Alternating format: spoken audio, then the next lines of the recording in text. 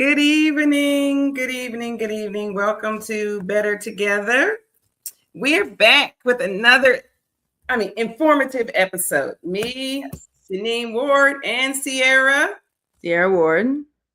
So today we're gonna talk about it seems like a negative subject, but actually it's gonna be a very informative subject. So we're gonna talk about toxicity in parenting and what that's all about and how to help you navigate past it. So we're gonna give parents some tools and kids, I guess children, I'll say kids, children, some tools on how to get past it. So Sierra. Okay, so toxicity isn't about imperfect parenting. It's about patterns that consistently harm emotional well-being. Some topics we're going to discuss today are like toxic behaviors versus normal parenting mistakes, how intense, like I mean well, doesn't erase impact, and the difference between strict, protective, and control. So that's a couple things we're going to talk about today. Mm-hmm. And again, it's not about blaming parents. It's about understanding the patterns and the behavior and the cycles that created the problems. Yes. So, and helping the relationships move forward. Mm-hmm. And we all get it from somewhere. That's true. Absolutely. Yeah. And I think that even when I think about it as a parent, I think every parent knows that there have been times when they have said something that was toxic that didn't go off the way that they intended for it to go. So it's not just about being a bad parent. It's just about growing and maturing in your relationships. Yes. So for our first topic, we're going to talk about like what exactly is toxic parenting, because I feel like there's going to be a lot of misconceptions when we say that. So toxic parenting doesn't mean a parent who makes mistakes. Every parent messes up. Toxicity is about the patterns that consistently harm, like we said earlier.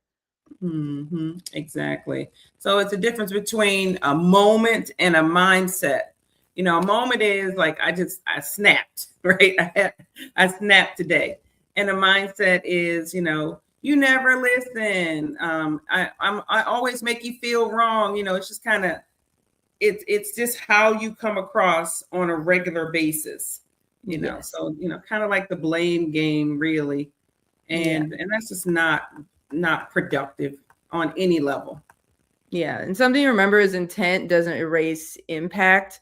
A parent can mean well and still cause harm. I think that's where people get confused. It's like if I didn't mean to be negative or I didn't mean to harm someone, it doesn't matter if I still did. I mean, this is what we deal with just with like regular relationships, friends. It's like, well, they know what they know what I mean. Why are they upset? It's like it doesn't erase the fact that they are upset, and then you need to understand why and possibly apologize.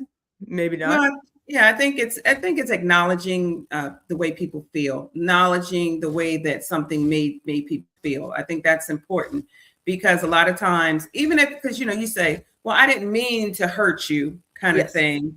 Well, it doesn't matter what you meant. What matters is what that person is telling you how they feel. And so focus on the person's feelings as opposed to what your intent was, or however you wanted to come across. I mean, for a moment, I think you have to just step back and take yourself off the table for a minute, because that's really what happens is you start trying to defend yourself and trying to prove your point, and you don't have to do that. All you need to do is say, oh, wait a minute, that's how that came across. Yeah. And I'm sorry that you feel that way. And even go to the point where is there anything, could I have said it a better way? Do you because sometimes somebody said, if you had said it this way, that would have been better for me. So it's really just having open dialogue, communication, right? Yeah. Or and that can help with understanding what they heard, because a lot of times what people say is not what we actually hear. So you could ask them, oh, what did you get from what I said? What was your understanding? Because it could be completely different from what you actually said.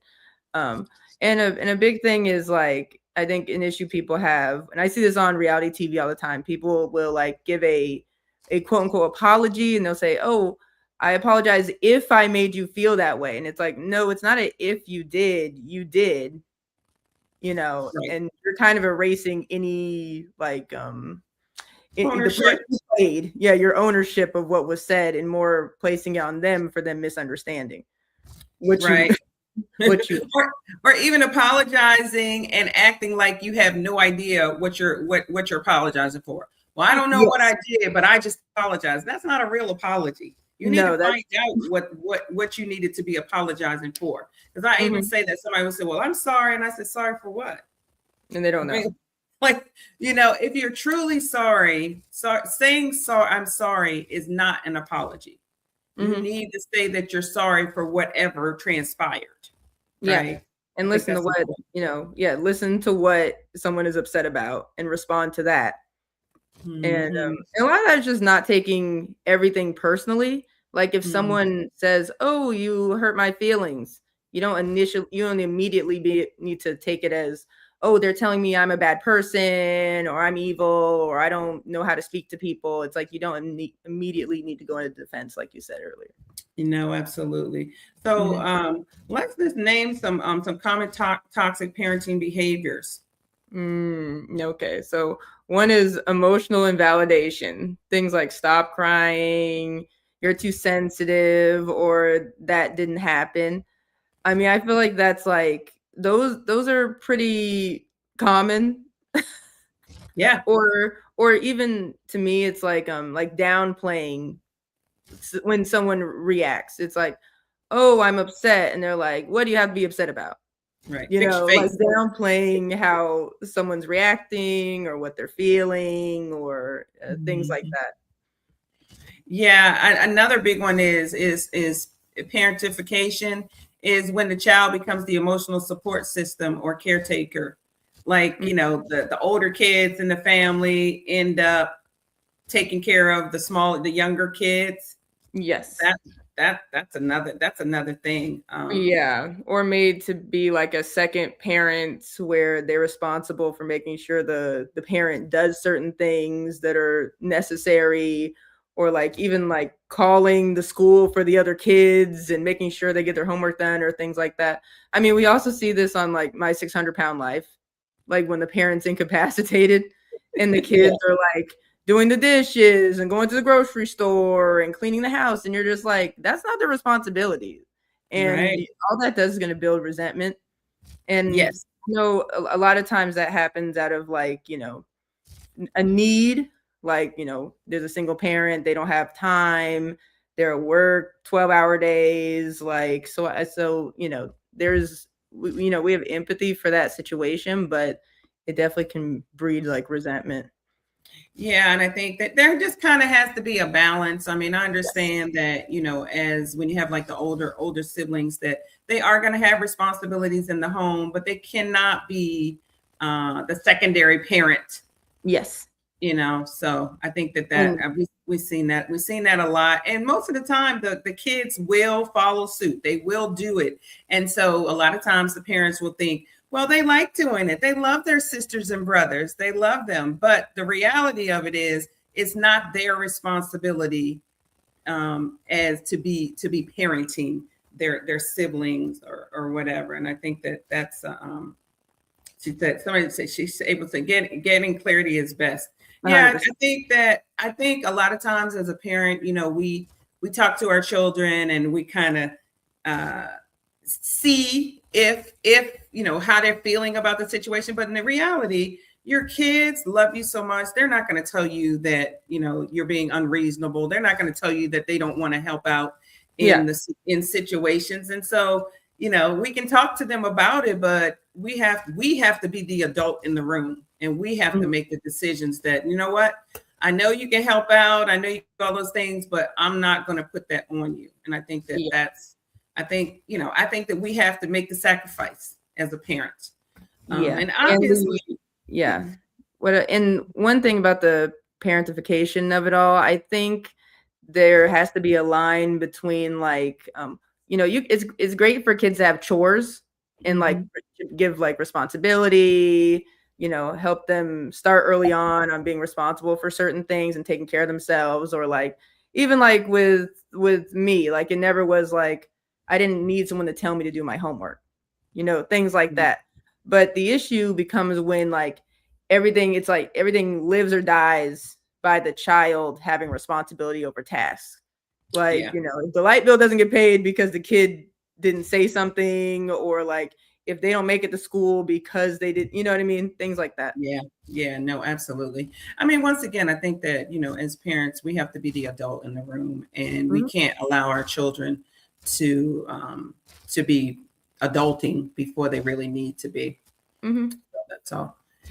And then there's what? Then there's the conditional love. Love depends on performance, obedience, and perfection, right? So Yeah. you give, as a parent, you give the most attention to the kid that's performing.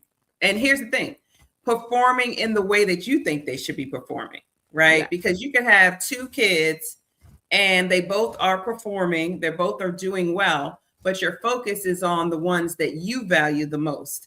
And so you will find that siblings, that creates like a sibling rivalry, and then like a feel of not being appreciated, and feeling like you're not loved like the other ones are loved.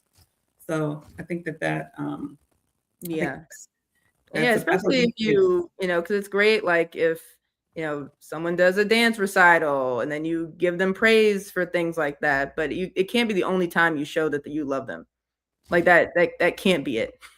Right. It should be it should be just when they're just being, right? We talked about that last week. You should be able to just be and still feel love. You should not have to do something to get the love from your parents. So I think that's important. I think that parents have to make sure that they're doing some introspect about how they're giving out love to their children, right? I think that's important. And I think one thing that we can do even on this show, and we will do it in a future episode, is talk about the different love languages, because I think that will help us to better give people the love that they need, and for people to understand how we're giving the love, right? Yes. I think that'd be a great show. I think we're going to do that at some point. We talked about that before, but yeah, and also talking about perfection. Yes. Right. Once again, I think I said this last week. It's progress, not perfection. How are you progressing? How are you progressing from where you are? How are you progressing? So if you are a kid that's always getting straight A's, then that's wonderful. But if you're a kid that's always getting C's and you get a B, you're going to get praise too. You're still, because you are progressing. So I think that we have to just make sure that we individualize our parenting with our children, as opposed to having a blanket way of raising children. Because that's what I say this probably all the time. I raised all my kids the same. I gave all my kids the same love. Well, that was the mistake, because every kid is different. I mean, our DNA is different. There's just there's no person on the earth that is exactly alike. Even identical twins have some distinction. Yes. And perfection doesn't exist. Like it's a fake idea that all of us are so focused on. And I think if we just remove it from the equation, we'd all be better off. I think so too. I do. I think so. I think that there's always room for improvement, right? Yes. And that, once again, we just need to understand, like April was saying earlier about clarity, we just need to understand, just try to get a better understanding of our kids. And I know that sometimes it's hard, specifically when you're a single parent. Hey, not even single parent, when you're a parent and you got all these things going on, or even if you have a house full of kids, let's just face it, you can't do everything, you can't see everything. So, we just kind of have to slow down, and really, when it's all said and done, guess what? We're going to do the best that we can. Right. And so then the grace comes in. Because I always say that, like, even for, just when I start thinking back, I think back, like, I think on my mom and think how I was raised or whatever. And I say, they did the best they could. The parents are not saying, oh, I'm gonna, I'm not gonna do this, I'm not gonna do that, I'm gonna treat my kids in a way that's not going to be productive. From parents are not saying it. Parents are doing the best that they can. They're coming from a place of love. Yes. More times than not. Right. So yes, and we have to remember that. We have to remember that they're learning it, that there is no manual for parenting. Yes. And even if there was a manual, it wouldn't be able to pick out, all the different nuances and all the different things about every person. Yeah. And someone said online, it's like, you just got to remember that your parent, this is their first time living too. Like, we act like they have this information, this untapped knowledge, and it's like you're trying your best. You only know what you know. That's exactly right. Exactly right. And the mere fact that you're here says that parent has some intent to be a good parent. The fact that you're here, right? Because let's just face it, there are a lot of options out there, So, so I think that we have to do that part. I loved with Sky on the show last week, and she just had such high admiration for her mom. And she even said it. She said, even though my mom's not doesn't always have, going through the best things, she still holds her head up high when she walks in rooms. I mean, when she said that, it just warmed my heart, because that's exactly right. Because when kids see their parents struggling, but they understand that their parent is still doing the best that they can, that is all you want as a parent. You're like, that's what you want from you. You want your kids to be able to see that you are doing the best that you can. Yeah, exactly. Okay. And another one, and this one is like I feel like this is a tough, like, rope to walk. It's the control disguised as care. Like, I know what's best for you, like overriding their autonomy, because really, like, children they don't really have full autonomy. Like, they can't make adult decisions. Their brains aren't developed. They don't have, you know what I mean? So how do you walk that line between trying to have like complete control and them having no idea how to make decisions or be in their body or things like that without letting them run amok? Like, what is that? Yeah, that's true. You mothers out there, what do you do? Like, you want to make sure that you're giving them the proper guidance. At the same time, you want them to be able to do and respond to things, rationally.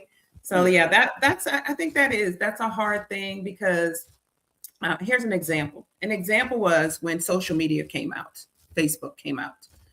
And it was like, okay, should we give our kids Facebook? Should we not give our kids Facebook? Yeah.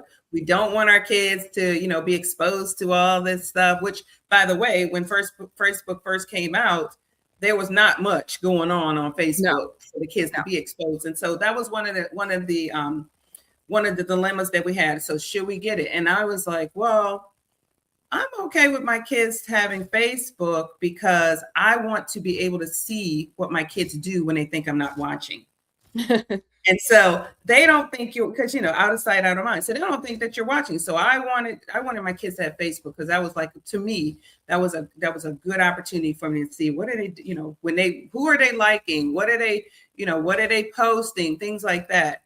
So, she said, we have to be honest with them that we're learning too. That's what Sierra was saying. This is the first time I've been a parent too. Yeah. This is the first time for me too. We're doing this thing together. And, it gets harder as your kids get a little bit older, because they do have some knowledge, and they have outside influences giving them things. When they're young, obviously you have a captured audience, and so you can kind of guide and lead them better. But once they get, exposed to that, the outside interference, distractions, and all those things, it makes it a little bit more difficult. And I think the example that I use about my kids, oh yeah, April, that's so good. Don't be afraid to recorrect, right? Is that what it is? Recorrect? Recorrect. Write a new course. Yeah, change the course. Absolutely. One of the examples that I use about my kids and the environment is about the fruit thing. How I used to tell my daughter that an apple was fruit. I mean, that a apple was a treat, right? Mhm. Yeah. And when she went to daycare, she came home and she said, "Mommy, you said an apple was a treat." And I said, "It is in this house." She said, "No, it's a fruit." Yeah. Like, what? It's not candy. Exactly. So in my mind, I was telling her, because I wanted her to think that fruit was a treat. And Yes. so then she get out there and somebody else tells her something different, right? So now we have conflict because she's not going to necessarily trust me like she did before Yeah. because she has a different perspective on some things. Yes. And So, it's so weird because it's like you become a teenager and then you think you're all knowing and you're like the king or the queen and your parents can't tell you anything. And I don't know where that comes from. It's like real big D delusion. And yeah, I it wonder, happened all yeah, I wonder if when you start thinking about it, because think about how when we get to certain age yes. levels, a light comes on. Like, okay, so when we start getting closer to 1 year old, we stand up, we start Hmm. walking. Like, so we have these switches Yes. in us that come on over time. And I think just that's one of those things of what you're saying is that now all Hmm. of a sudden, my eyes are open. I think I know everything. Yes. Just because you're doing things that you had never done before. So now all of a sudden, this little world of yours feels like it's everything. Yeah. And then and then you get hit over the head with reality again once you hit like 21. For some Yeah. reason, now you're like, oh, I don't know anything. It's great. Yeah, Yeah. it's wild. Yeah. You Mhm. want to talk about the next one? Yes. So, the next topic is about like how toxic parenting shows up in adult children. So, what happens when kids raised in a toxic environments grow up? Um, Okay, you know what? I'm going to digress. I'll go back to one that I didn't mention was the silent treatment, oh right? yes, yes, yes, The silent, I'm sorry about that. The silent treatments where, you just shut down on both sides. I'm not yeah, saying anything. I can't say anything to you now, and so you're not saying anything. They're not saying anything, or even the guilt trips, right? I've done everything I could possibly do. You know how many sacrifices I made for you? yeah. Right? Or Hmm. comparing to siblings, because we have that issue. I know I have that issue even now where, my son is like, well, I'm not Sierra, and you're just like, what? I'm And not I'm like, what comparing am you, I? Yeah, but in his mind, she's the bar to what is supposed to be happening in, as far as, the life or whatever. And yeah, so that becomes something. So we just have to make sure that, we try to balance it out. Like for me now, and when I say for me, I'm just telling you what I do. I'm not telling you what you should do. And I'm not saying what you're doing is wrong. I'm just saying here's another way. Because what I would do with my children is I didn't give blanket stuff. Like I didn't give blanket praise. Like if I bought my daughter something, I didn't have to buy my son anything because that was her moment. She needed it. I would just give it to my daughter. Whereas though I know some parents would be like, well, if I gave her $25, I got to give him $25. I never did that. yeah, And I think that it's important for us to make sure that we keep our kids in the level where they are. So if you yeah. got a 5-year-old, they should not be getting the same thing as a 10-year-old. Hmm. It's just different. And we need to make sure that they understand that. So if we can keep them separated as far as where they are, then I think that makes it a little bit easier in the But long run. I think it becomes more difficult when you have a lot of kids that are the same age.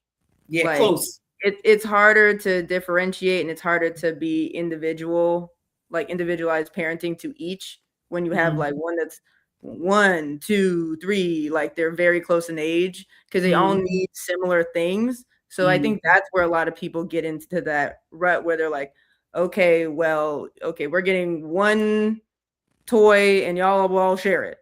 Like we're not getting Right. 5 Woodies. So I think that's where people get a little more stuck. Whereas with me and my brother, we have a really large age gap, so that separation is more clear, and we're different gender. Like I'm a girl. Yeah, I mean, There's differences. yeah, that you know what, that's a good point, Sierra. And I think that the mothers out there are probably saying that they're probably like, well, your situation is different. Yeah, our situation is definitely different. Yeah. But we're not claiming to have all the answers, but we do want to highlight things so that you can just kind of do your own research, think about your own personal situation and how it works for you. We're not giving you a rule book on how to do things. We're just telling you some things that you can think about. But it's just like, I mean, just even though it is like easier for like kids with a larger age gap, but I mean, you could still, it's a good tool to attempt to try to be like, okay, we're just going to teach each child, treat them each singularly as one child versus as a group. Yeah, no, absolutely. And I think even for young people, I think it's good to just kind of give them ideas on how things happen so that they can actually plan. You know what? I'm just going to say it. It is okay to plan your family. It's okay to plan it. You can plan it. It doesn't have to always just happen. So, I mean, so when you have an opportunity to do better, when you know better, you should do better. Really, I agree with that. She said, even with 3 boys, raising them was an individual thing. They all had individual needs and stuff. That's so true. I mean, you understand that. Well, I think April does understand it, but I think April also has the same kind of thing with us because her kids were spaced out.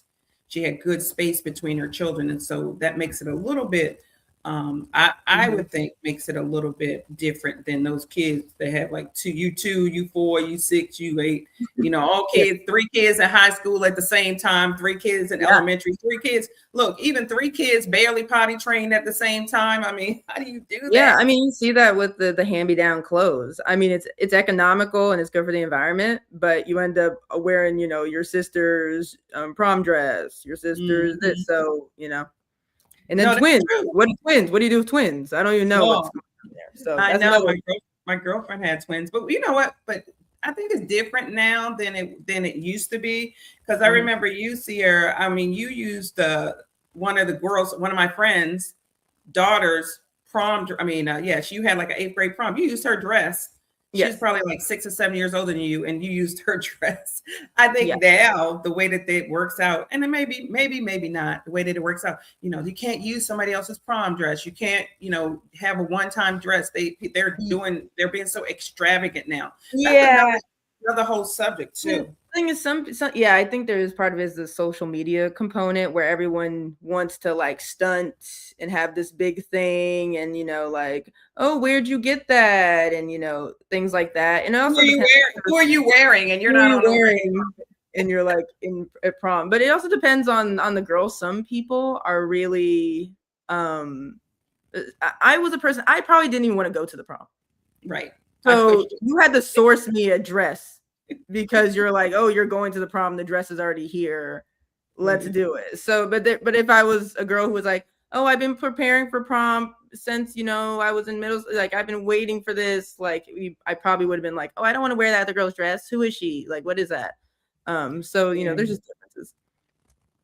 Yeah, I think so. I think social media has changed the game as far as all those things, but I also think that parents still have some responsibility for making sure that their kids are not allowed to drive unreasonably.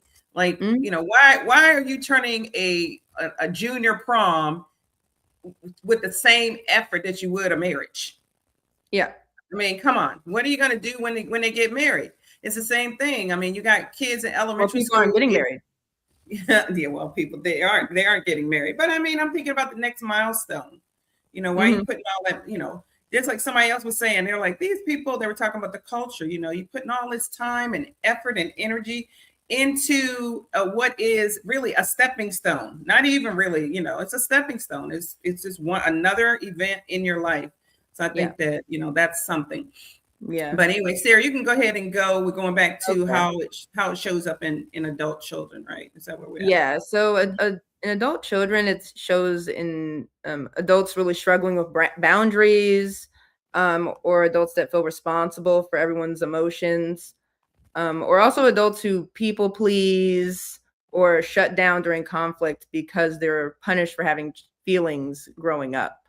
Um, Struggling with boundaries, I feel like that is very, very, very common, especially for women. Like we don't. A lot of times we were like born, like we were told to make sure everyone's comfortable. Like our Yeah. whole thing is like, okay, you want to go into a room, don't take up too much space, don't bother anyone, make sure everyone's comfortable, make sure everyone has water. Like, so we're kind of and so it's really hard to set up those boundaries when you're like a woman as an adult. And if you grow up in a toxic environment, I can only imagine how much more difficult it is. Yeah, we're always so concerned about other people's feelings, Yeah. right? I mean, that's a huge thing. And when we talk about the boundaries, we're talking about that big word no. No. Right? Because it's so hard to say no. It's so hard to say no because you don't want, first of all, you want to try to help as much as you can. And you don't want people to be mad at you, and you don't want to seem like, you're uncooperative, don't want to seem like you're lazy. I mean, all these different things that you're thinking about. But we do have to remember that we have to have a balance between trying to, make sure that everything goes smoothly and we're contributing, as opposed to us just overextending and overexerting ourselves. And I think that parents play a huge role in that, because just because you have that one child that likes to help everybody, he's a serving person, you should not take everything they have. Yes. And I always say, my saying is, just because somebody doesn't need it doesn't mean they don't deserve it. Right. Yeah. So just because somebody is always putting people on their back doesn't mean that we shouldn't make the load a little lighter. Yeah. And I know that I struggle with putting up too many boundaries and saying no too much and not considering other people's feelings at all. So and then when I made the switch to be like, okay, I need to say yes to more things, like no isn't always the answer. Then I did the flip to just saying yes completely. Yes, man. That's the movie. Yes, man, the movie. Yeah, like I saw that movie and I was like, okay, like I need to say yes to more things. I really think it like changed my life in a certain way. But like you said, there's a balance. You can't just be like, oh, no to every single thing, because then you do nothing, you let no one in. But then you can't just say yes to everything because you have no boundaries. You can get taken advantage of. You do things you don't want to do. So it's definitely walking a fine line. And I think the best way to do that is to just really understand like yourself, what you're feeling, what you're thinking, what makes you happy, what doesn't make you happy. And I think that's really how you're able to set up the proper boundaries. Absolutely. And I think on the parent side, as far as saying no and saying yes, I think parents should be okay with saying no to your children. I was looking at, okay, so I'm just gonna, this is my vulnerable. I watched My 600 Pound. I watched that. I like binge it all the time. I'm obsessed with it. And so what happens is these people are bedridden, and yet they're eating 8,000 calories a day. How are they eating 8,000 calories a day if they're bedridden, right? Yeah. And so what they're finding is that their parents and their family don't want to say no to them because they get upset. And I thought, well, they get upset and then they're going to do what? Mm-hmm. But these people, I mean, they feel the stress of their loved ones begging for food or, directing them and things like that. So I think that parents need to make sure, to me, I think that it's important for parents to just look at the big picture. And if it's not going to be good for your children, then you can say no. No, I'm not doing that. No, we're not doing that.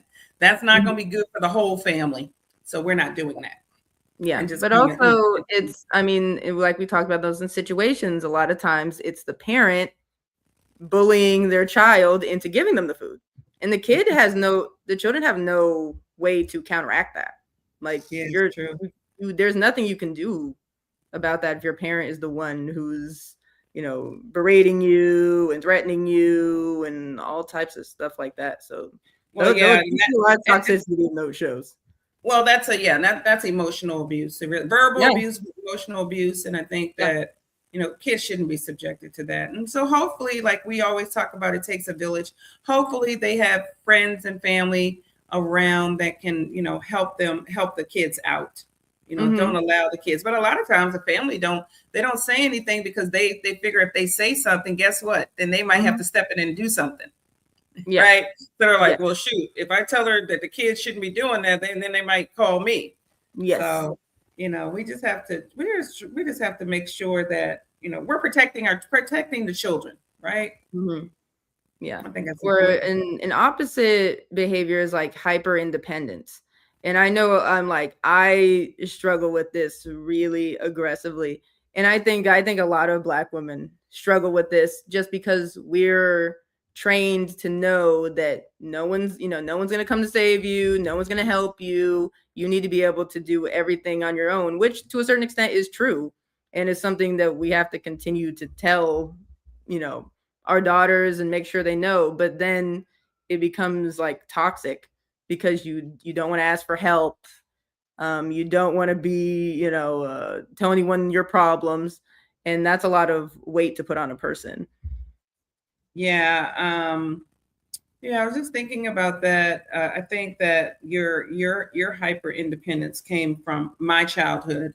Yes. Because we were all on our own. I'm the oldest, and so I had to make sure that I took care of everything. I had to make sure that everything was good for everybody, and so that means that I don't need anything. Yes. I don't need anything, and when you have younger siblings, they're less likely to give you something. They're less likely to be doing things for you. I mean, obviously, you can bully them and tell them to do this, whatever. But more times than not, that's not going to be them doing stuff for you. That's going to be them getting stuff done. Making the load a little bit lighter. So yeah, I think that's an instance where that came from our like a generational pattern from our family. And the other thing is, me saying, you need to be strong, right? Yes. Don't show anybody any weakness. I would always say that. I'm like, don't let people see you sweat. That was my deal. And when I think about it, I hope that in the past, what I did when I said that, I was saying it to say, don't let them see you, not saying don't experience it. Yes. Right. Yeah. And I think that's the distinction. I think we have to make sure that when we're telling them, you need to be strong and, don't let, we're not telling you to not feel what you're feeling. We're just saying, gather yourself and handle it over here. Yeah. Cause it's kind of like, you don't want people to be able to easily control how you're feeling. Yeah. And know that they can, say anything and trigger you and you're going to like pop off or you're going to like, just cry immediately, anything someone says. So, I mean, a manager of mine described me as like I'd be a great hostage negotiator because I'm just not reactive. I'll hear stuff and I'm just like, okay. So, I mean, there are definitely like good pieces of that, but I think like what you said is true. It's just like, it's not necessarily that you shouldn't feel anything. You don't need to show every single feeling to everyone around you because it can be used against you 100%, but that is difficult to parse when you're a child. Like it's almost impossible to parse. Yeah. And what's funny about that is when I'm thinking about myself, as a really young person, I was actually that person. I would cry. If somebody said something to me, I'd be crying. I would be crying. It would just, and I wouldn't be crying. Emotional. My emotional response to things would be crying. And so when people see me as an adult, they go, oh my goodness, no, I can't imagine that being you. But yeah, that was me. And what I realized about it is that people would use it against you. And so once I realized that, I was able to self-correct and say, okay, I can still feel that, but I don't have to let them see it like that. Mm-hmm. Yeah, she said, use Yeah. it. I use it. I did use it as fuel, but I also put it on my children to say, oh, trying to protect my children to say, okay, no, this, we're not going to do that because Mm-hmm. this is what happens when you do that. And Yeah. so, And I think that it's 100% true because people know not to come for me because I'm not going to give them the reaction they want. And I've seen that so many times. People are literally trying to trigger me, trying to like come for me, and I'm like, you're not gonna get what you want out of it. So then they just oh, don't do it. you remember that situation with Jay? Remember those toxic girls, and they kept Oh, we saying, don't need to bring that up. No, and you, the better example was from college when we had a roommate who oh, was trying to with gaslight Jackie, everybody. Like with we don't need to say names. Jackie. We don't need to say names. Yeah, who was trying to gaslight everyone, and everyone around me was just agreeing with them and like, you know, believing the lies and this narrative they concocted. And I just sat there and I was like, that's not true. We're not going to create this narrative and, you know, have all these tears and, you know, try to convince me of a story that's not true. Like I know what's true. So then Right, she never came for me again. She never did. exactly. So yeah, you just got to stand. You just got to stand up for what you know, right? That goes back to the self-esteem thing. When you have a higher level of self-esteem, you're not gonna be swayed by what Yes. people say and what people do. You understand who you are and what your value is, and so when people are saying things to you that don't line up with that, you're just not gonna receive it. Yes, Like, that's what Sky said last week. She was like, "Oh, I realized that you know, I don't have to like try to like listen to everything people say about me. Like mm-hmm. whatever people say about me doesn't matter. It's what I believe about myself." And I'm like, Exactly. exactly. That came from a 13-year-old. So Yeah. let's talk about why parents become toxic. Let's talk about Mm-hmm. that. Because understanding the why helps us to break the cycle, right? Mm-hmm. Yeah, a lot of toxic parenting comes from generational trauma. Parents repeating what they experienced. Um, Things like Yeah, cultural norms that normalize harmful behaviors, or parents that never learned emotional regulation. that's a good thing. We can sit right there on emotional Yeah. regulations because that's what we were talking about a few minutes ago about us. How we temper our emotions. It's not that we're not emotional. We temper it. We just kind of keep it on even keel when we're in front of people, Yeah. and that's why you have to have people in your life who you can be real with. You can be Mm-hmm. honest with. You make sure you have that person where you can call and you can just vent, you can cry, you can do whatever you need to do. You need to have people in your life where you know that you have a safe space where you can be real about your feelings. And I think Yeah. that's helpful.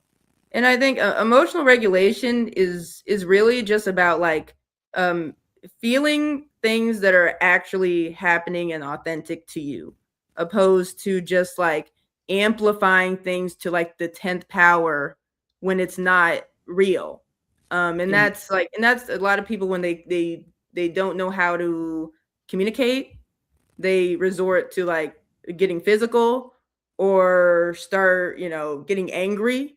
So I think that's where a lot of like people who can't emotionally regulate themselves, they just because they don't know how to communicate and they have something to say but they don't know how to say it.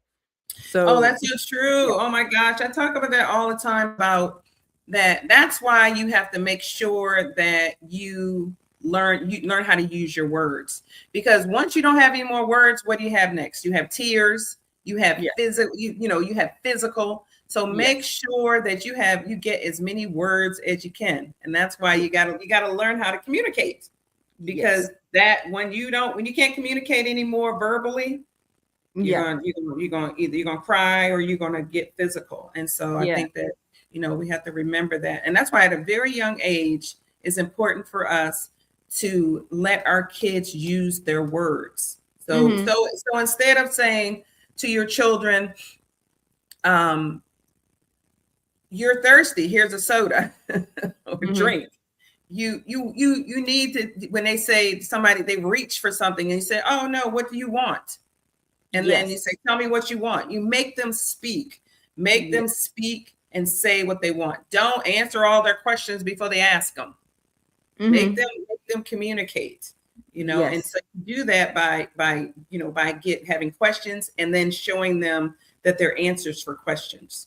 Or if like they're getting angry or they're starting to get physical, throw something, you need to figure out, not just like reprimand them, just like, why were you angry? Why were you throwing stuff?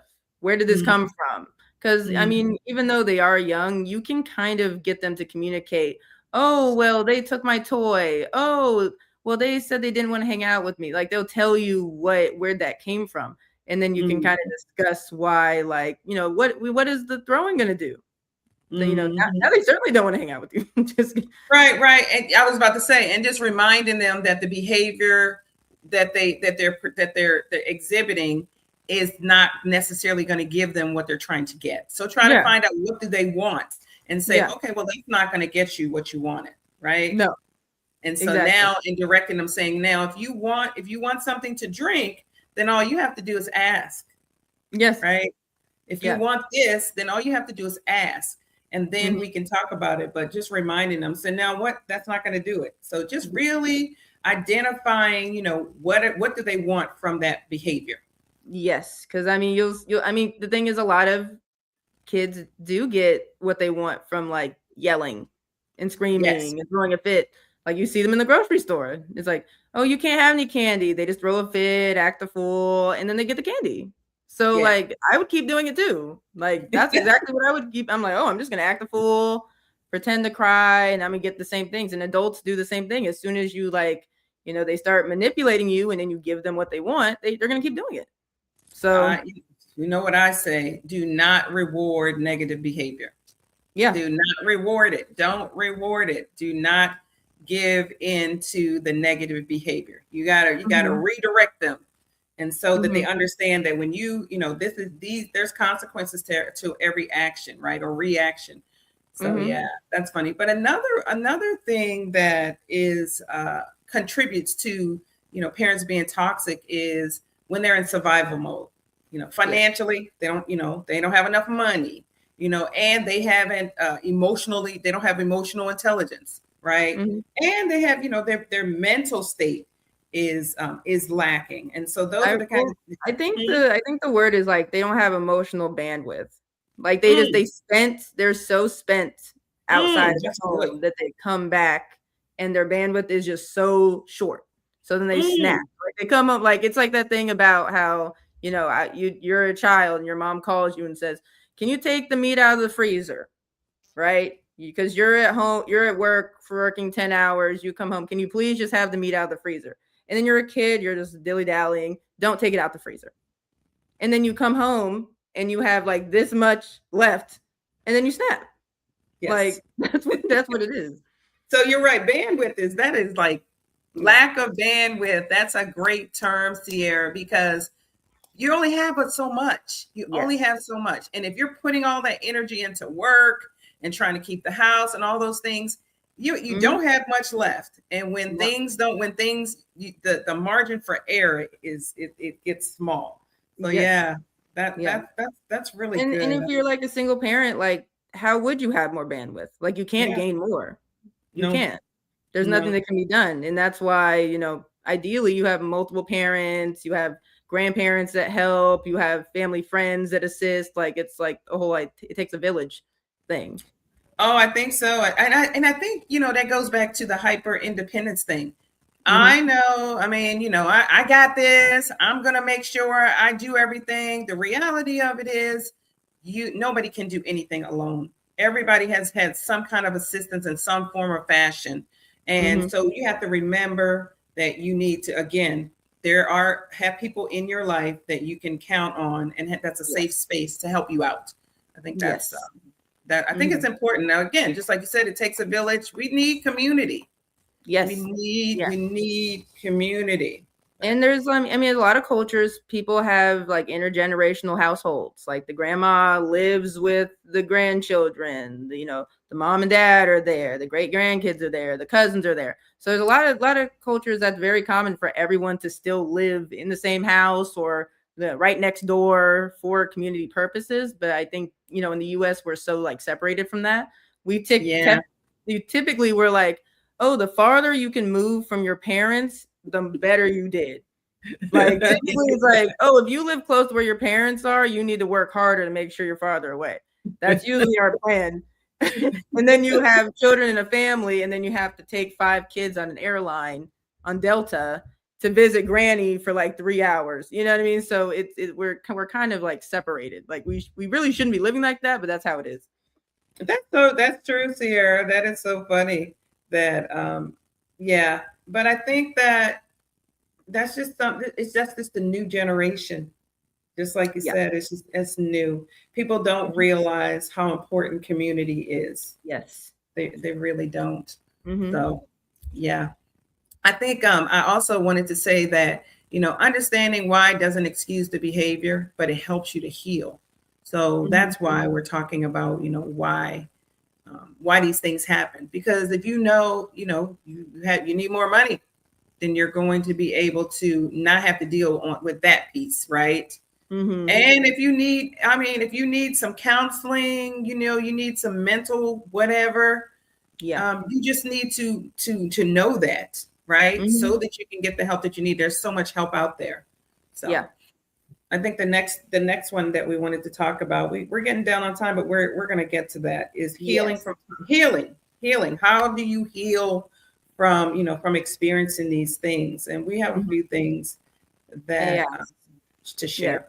So healing starts with naming what happened, not minimizing it, not sugarcoating it. We all need to feel free to say what happened to us, say how we're feeling, identifying things that, how we were treated growing up that could have been better, things that were good also, so you can, do that for your own children. So I think that's a huge part of it. Yeah. And reparenting yourself, right? We can change at any time. We talked about that before, Sierra. Rewriting the script, right? Giving yourself the love that you feel like you didn't give. Right. But there still has to be a balance on that. Don't get so caught up in yourself that you're going to neglect your children, right? But you also want to make sure that, you take care of yourself. The validation and the safety that you didn't receive, give that to yourself. And also give it to yourself, but seek out relationships and interactions that will nurture and foster that. Yes. Right. As opposed to, flowing into the same pattern, because you're comfortable with that. A lot of people are comfortable with their trauma. They're comfortable. It feels familiar over here, and I don't want to go over there because I don't know the uncertainty of that. So the uncertainty outweighs the trauma, the negative of the trauma over here. Yeah, and in some ways you can like start to reparent yourself is through therapy, journaling, support groups. I mean, therapy is very big right now. You can go to go to church, talk to your pastor. There's a lot of options out there. And I know people don't necessarily have the time. I mean, our society is not built for introspection or reparenting ourselves. It's built for us to be, go constantly. So we can't look up and see what's actually happening. But it's always good to take the time and do what you need to do to make yourself feel better and to love yourself. Yeah, just to reiterate, building chosen families and people who show up for you in a healthy way. Yes. That's who your family is. Your family should be people who show up for you in a healthy way. It's not, doesn't always have to be the blood thing. As a matter of fact, it might not ever be the blood thing. You just don't know. And having several people who are part of your support system. I think something dangerous that happens is people get codependent and latch on to one person. And then all of a sudden that one thing gets shaky for 5 minutes and then their whole system crumbles. And it's it's a system because there's multiple parts. There's, your friend, there's your mother, there's your coworker, there's a whole group, it's your dog. as well. Like, you need a system. So the big, the wider net you can do, the better. Yeah, absolutely. So let's do a quick inner child moment. Talk about those 3 things that you should tell yourself. Okay. So something you can tell yourself is you are not too much, you deserved protection, and you're worthy of love. Those are very important. You deserve protection. And also it's like, it's like you're a human being, you deserve respect no matter what you do. You make a mistake, you still deserve to be respected. You don't make a mistake and then you deserve to get cursed out. Like, Right. if you're being well-meaning, of course. If you're actively trying to ruin everything, then I can't protect you from that one. But it's I think that's important to know because, like we said earlier, a lot of people feel like unless they're perfect, they don't deserve love and respect. And that's just not true. No, we all deserve love and respect. Yeah. So yeah, I mean, I think therapy is important. And I think why therapy is so important is because so many people have not had a safe space to be able to speak their truth, right? Yeah. Not only their truth, their pain. I think she said it depends on the mistakes too. It does depend on the mistakes. I think that, we just have to give some grace, give as much grace as we can, and then try to look at the other side of it. So what we got, I just wanted to get this one in, breaking the cycle as a parent. And so we talked about this before, that you can break the cycle, right? And April said this earlier, start with apologizing and repairing. Kids don't need to be perfect parents. They need accountable ones. They don't need perfect parents. They need parents that are accountable. Yes. And then talk about listen without defensiveness, right? And let your children have their own identity and create emotional safety. Yeah, something you can do is ask yourself, is this about them or is it about me? I think that's a really big one. I think about that all the time. Even like I went to FedEx today and one of the workers there, he was not having it. Like he was in a terrible mood. He was rude to everyone he spoke to. Like he could have saw like a puppy, like, saving a cat from a burning building and he would have been angry still. But what I do know is that like he wasn't mad at us. There was something else. That was him. So I didn't need to take from that man, he was so mean to me. He was just mean. He was just a mean mood. Something happened earlier. So that's a him. Right. I guess a quick example of a child and parent response is a child says, I'm upset because you yelled at me. And then the parent says, well, if you listened, I wouldn't have to yell. Right. And so, but a healthy response would be, I hear you. I shouldn't have yelled. I'm sorry. Let's talk about what happened. So that's just an example of, a little interaction that you have. We're getting down to, we're going to stop right there. Yeah.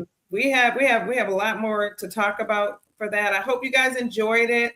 I would love to hear, see all your comments about, how you feel about it, what you're going through, some ideas on some things that works for you so that we could share those as well. So, but until next time, remember, we are better together. We'll see you guys next Sunday, same place, same time.